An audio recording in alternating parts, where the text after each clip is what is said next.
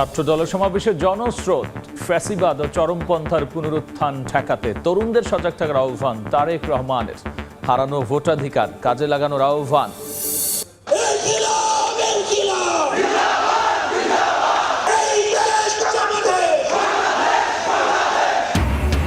নতুন সংবিধান ও second Republic সহ ২৪ দফা ইশতেহার এনসিপির। জুলাই সনদ ও ঘোষণাপত্রের আইনি স্বীকৃতি দাবি, ফ্যাসিবাদী ব্যবস্থার বিরুদ্ধে লড়াই চালিয়ে যাওয়ার ঘোষণা। জুলাই হত্যাযজ্ঞ মামলায় শেখ হাসিনার বিরুদ্ধে সাক্ষ্য গ্রহণ শুরু। অকাট্য প্রমাণ থাকায় পার পাওয়ার সুযোগ নেই বলছে প্রসিকিউশন। আইনি প্রক্রিয়ায় সর্বোচ্চ সাজা দাবি। এবং ইসির কোথাও সামরিক উর্দি, কোথাও দলীয় পোশাক, অভিযোগ এনসিপির।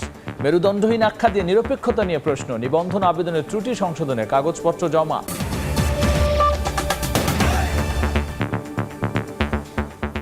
জনপদের সময় সঙ্গে আছি আমি গোলাম রাব্বি। ফ্যাসিবাদ ও চরমপন্থার উত্থান ঠেকাতে তরুণদের সজাগ থাকার আহ্বান জানিয়েছেন বিএনপির ভারপ্রাপ্ত চেয়ারম্যান তারেক রহমান। হারানো ভোটাধিকার কাজে লাগানোর আহ্বান তার। জুলাই গণঅভ্যুত্থানের বর্ষপূর্তিতে শাহবাগে ছাত্রদলের সমাবেশে একথা বলেছেন তিনি। আর দেশকে অস্থিতিশীল করার ষড়যন্ত্র রুখে দেওয়ার হুঁশিয়ারি দিয়েছেন বিএনপির মহাসচিব।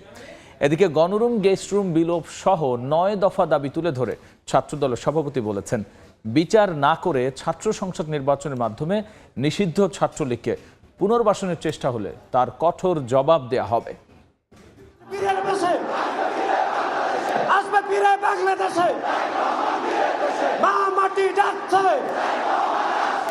স্লোগানে স্লোগানে প্রকম্পিত শাহবাগ চত্বর।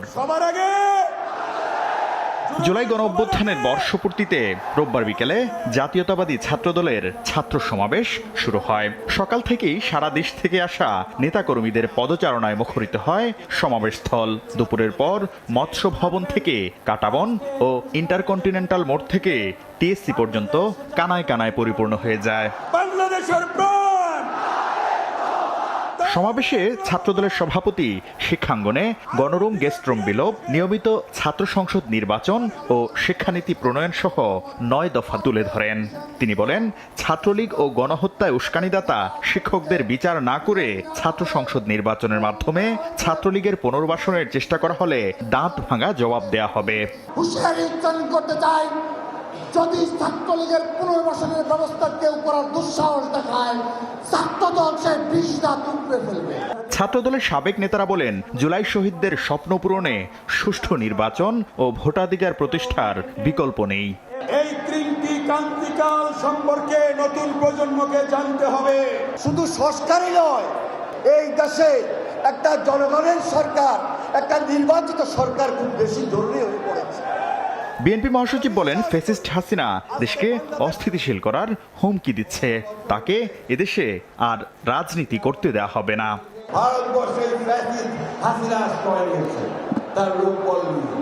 সেখান থেকে সে মাঝে মাঝেই হুমকি দিচ্ছে যে তারা বাংলাদেশে আক্রমণ করবে। তার শুধু তাই নয়, এখানে তারা বিভিন্নভাবে গোলযোগ সৃষ্টি করার চেষ্টা করছে। আজকের এই সমাবেশ থেকে আমাদেরকে শপথ দিতে হবে যে আমরা কোনোদিনই আমরা ফ্যাসিস্ট হাসিনাকে আর এই দেশে রাজনীতি করার কোনো সুযোগ দিব না। প্রধান অতিথির বক্তব্যে বিএনপির ভারপ্রাপ্ত চেয়ারম্যান তারেক রহমান বলেন, ফ্যাসিবাদী সরকার ক্যাম্পাসগুলোকে সন্ত্রাসের অভয়ারণ্যে পরিণত করেছিল।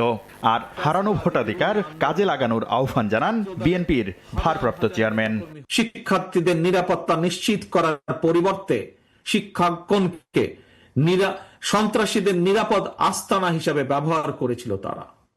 আসন্ন জাতীয় নির্বাচনে তোমাদের হারানো ভোটের অধিকার পুনঃপ্রতিষ্ঠা এক বিরাট সুযোগ তৈরি হয়েছে।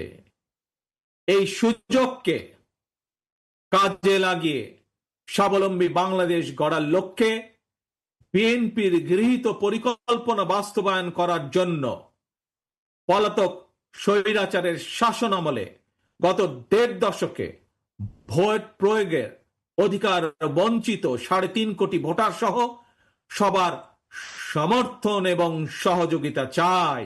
বিভেদ বা প্রতিহিংসা নয়, মানুষের জীবনমান উন্নয়নের রাজনীতি করার আহ্বান জানান তারেক রহমান। তারুণ্যের প্রথম ভোট ধানের শীষের জন্য শাকির আহমেদ, সময় সংবাদ, ঢাকা।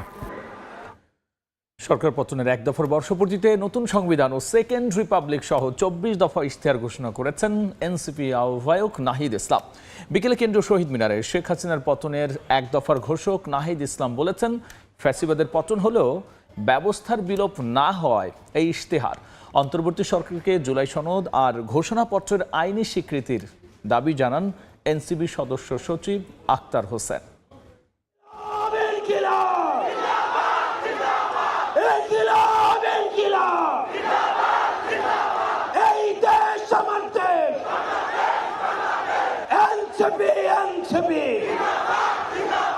ব্যবধান 365 দিনের কারফিউ আর বুলেট উপেক্ষা করে 24-এর এমন বৃষ্টিস্নাত দিনেই কেন্দ্রীয় শহীদ মিনার থেকে শেখ হাসিনার পতনের এক দফা দিয়েছিল ছাত্র জনতা, যা ঘোষণা করেন নাহিদ ইসলাম। এক দফার বর্ষপূর্তিতে শহীদ মিনার থেকে গণ অভ্যুত্থানের নেতাদের দল জাতীয় নাগরিক পার্টি এনসিপির নতুন বাংলাদেশের ইশতেহার। গগনবিদায়ী মিছিল আর স্লোগানে উপস্থিত হাজারো মানুষ। এনসিপি নেতাকর্মী ছাড়াও অভ্যুত্থানে অংশ নেয়া নানা শ্রেণী পেশার মানুষও সামিল এই মিছিলে। এনসিপি নেতারা বলেন, প্রতিটি নাগরিক যাতে রাজনীতিতে অংশ নিতে পারেন এমন রাজনীতি করতে চায় এনসিপি। তরুণদের নেতৃত্বেই বিশ্বমঞ্চে বাংলাদেশের মাথা উঁচু করে দাঁড়াবে। বাংলাদেশে যতগুলো লড়াই সংগ্রাম আছে সবকিছু কর্মসংস্থানের ভিত্তিতে হয়েছে এবং শিক্ষা স্বাস্থ্য নিয়ে হয়েছে। এই জায়গাগুলোতে যদি আমরা মনোযোগ দিতে না পারি তাহলে আবার বাংলাদেশে গণ অভ্যুত্থান এবং বিপ্লব সংগঠিত হবে। আমাদের ন্যায্যতার প্রশ্নে তারা কোনো কথা বলতে চায়, তা ভিত্তিতে আমরা কোনো আপোষ নয়। নতুন বাংলাদেশ, নতুন বিশ্বমঞ্চ গঠনে আমরা নতুনভাবে আবির্ভূত হব। দেশের বিভিন্ন জায়গায় এনসিপি নেতাকর্মীদের হুমকি দেওয়া হচ্ছে অভিযোগ করে এনসিপির দক্ষিণাঞ্চলের মুখ্য সংগঠক হাসনাত আব্দুল্লাহ বলেন, এনসিপি নেতাকর্মীদের বাধা দিলে তা মোকাবেলা করা হবে। আর উত্তরাঞ্চলের মুখ্য সংগঠক সার্জিস আলম বলেন, এক বছরেও কাঙ্ক্ষিত অধিকার পায়নি মানুষ। হত্যায় জড়িতদের বিচার ও আহতদের পুনর্বাসনের দাবি জানান তিনি। আমাদের যে লড়াই, এই লড়াই শুধু 24-এর জন্য লড়াই না। ওই 2009 সালে বিডিআর পরিকল্পিত হত্যাকাণ্ডে যাদের হত্যা করা হয়েছে তার পিছনে প্রত্যেক কুশলীদের সর্বোচ্চ শাস্তি চাওয়ার জন্য আজকে আমরা এই মঞ্চে হাজির হয়েছি। কেউ যদি ভয় দেখায়, কেউ যদি হুমকি দেয়, আপনারা পিছু হটবেন না। টেকনাফ থেকে তেঁতুলিয়া, রূপসা থেকে পাথুরিয়া, এনসিপির একটা নেতা কর্মীর দিকে যদি কেউ চোখ তুলে তাকায়, আমরা তাকে রাজনৈতিকভাবে মোকাবেলা করব।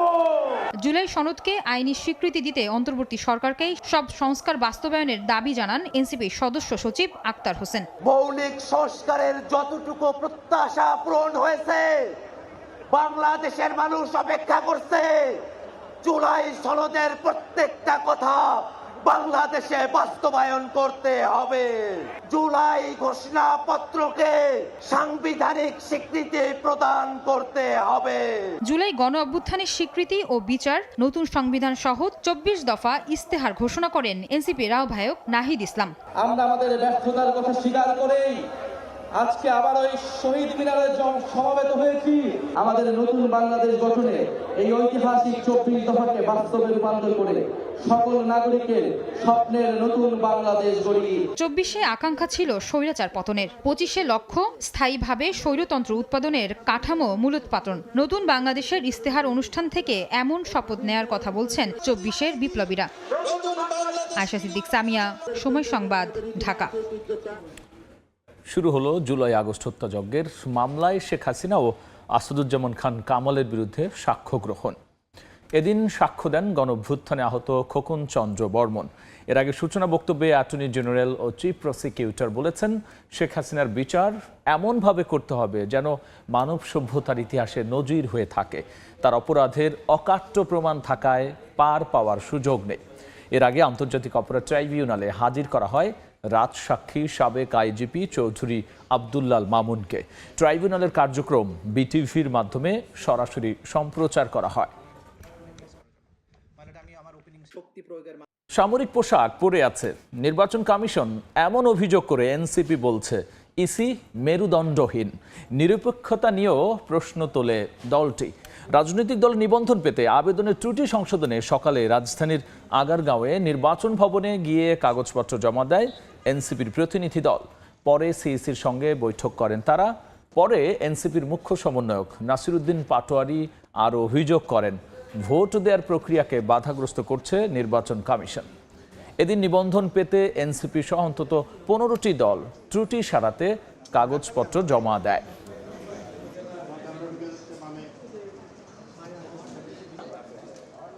গাজীপুরের শ্রীপুরে ঘরে আগুন দিয়ে স্ত্রীকে হত্যার অভিযোগ উঠেছে স্বামীর বিরুদ্ধে। পলাতক রয়েছেন অভিযুক্ত। স্থানীয়রা জানান, মিজানুর রহমান ও মারুফা আক্তার দম্পতির মধ্যে সম্প্রতি কলহ চলছিল। এর জেরে এক সপ্তাহ ধরে মারুফাকে ধরে আটকে রাখেন মিজানুর। অভিযোগ করা হয়, রোববার ভোর ৩টার দিকে ঘরের আসবাবপত্রে আগুন দিয়ে বাইরে থেকে তালা দিয়ে পালিয়ে যায় মিজানুর। এলাকাবাসী আগুন নিভিয়ে পোশাক শ্রমিক মারুফাকে উদ্ধারের পর ভর্তি করে উপজেলা স্বাস্থ্য কমপ্লেক্সে। সেখানে মারুফাকে মৃত ঘোষণা করেন চিকিৎসক। ময়নাতদন্তের জন্য মরদেহ পাঠানো হয়েছে শহীদ তাজউদ্দিন আহমেদ মেডিকেল কলেজ হাসপাতালের মর্গে। এদিকে টাঙ্গাইলে স্ত্রীকে ছুরিকাঘাতে হত্যার অভিযোগ উঠেছে স্বামীর বিরুদ্ধে। পলাতক রয়েছে অভিযুক্ত। স্থানীয়রা জানান, সখীপুর পৌরসভার জেলখানা মোড় এলাকায় 2 সন্তান সহ একটি ভাড়া বাসায় বসবাস করে আসছিলেন মেহেদী হাসান ও কাকলি আক্তার দম্পতি। দীর্ঘদিন ধরে তাদের মধ্যে পারিবারিক কলহ চলছিল। সকালে বাকবিতণ্ডার এক পর্যায়ে মেহেদী তার স্ত্রীকে ছুরিকাঘাত করে বলে অভিযোগ করা হয়। গুরুতর আহত কাকলিকে উদ্ধার করে উপজেলা স্বাস্থ্য কমপ্লেক্সে নেওয়া হলে মৃত ঘোষণা করেন চিকিৎসক। দেশে পুলিশ ও প্রশাসন সহ সব সেক্টর ভেঙে পড়েছে বলে মন্তব্য করেছেন শ্রম ও কর্মসংস্থান মন্ত্রণালয়ের উপদেষ্টা এম শাফওয়াত হোসেন। দুপুরে নাটোর জেলা প্রশাসকের সম্মেলন কক্ষে শ্রমিক কল্যাণ ফাউন্ডেশনের এক অনুষ্ঠানে তিনি কথা বলেন। সমস্ত ব্যবস্থা ভেঙে পড়েছে, ডিস্ট্রিক্ট ব্যবস্থা থেকে শুরু করে আপওয়ার্ড সব।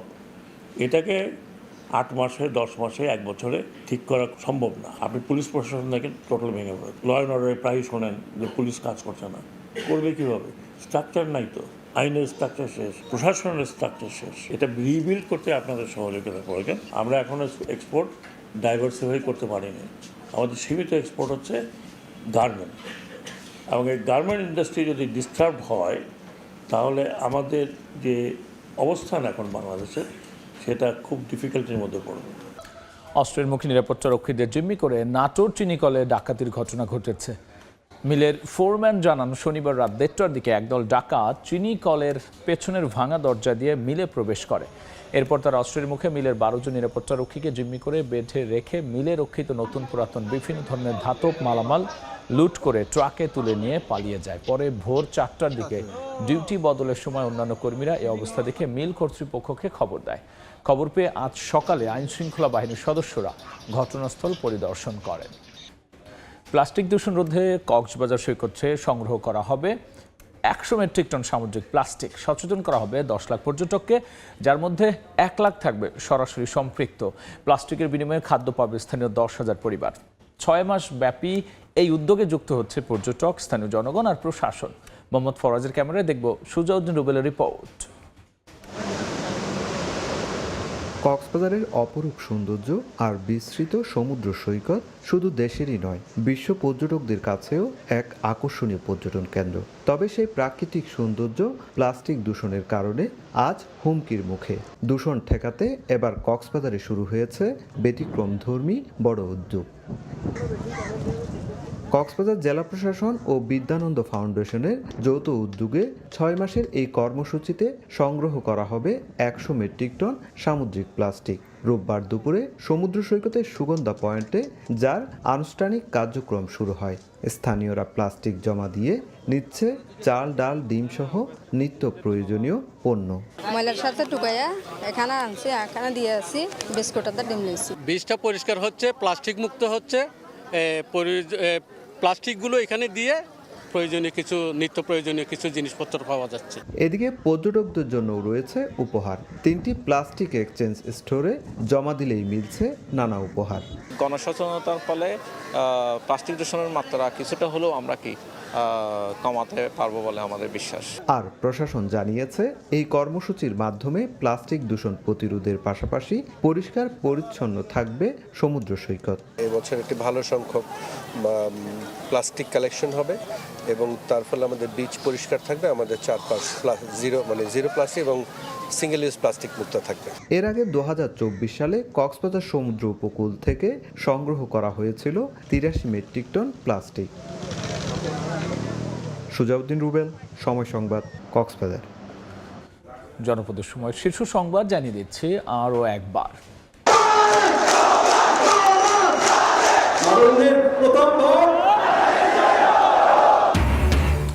ছাত্র দলের সমাবেশের জনস্রোত, ফ্যাসিবাদ ও চরমপন্থার পুনরুত্থান ঠেকাতে তরুণদের সজাগ থাকার আহ্বান তারেক রহমানের। হারানো ভোটাধিকার কাজে লাগানোর আহ্বান।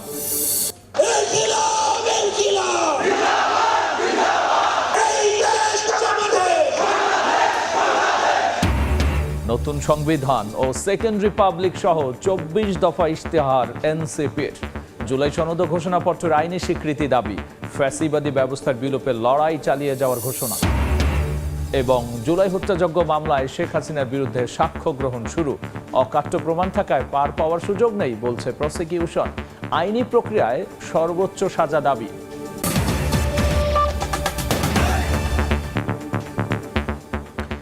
এই ছিল জনপদের সময়। সঙ্গী থাকুন সময়।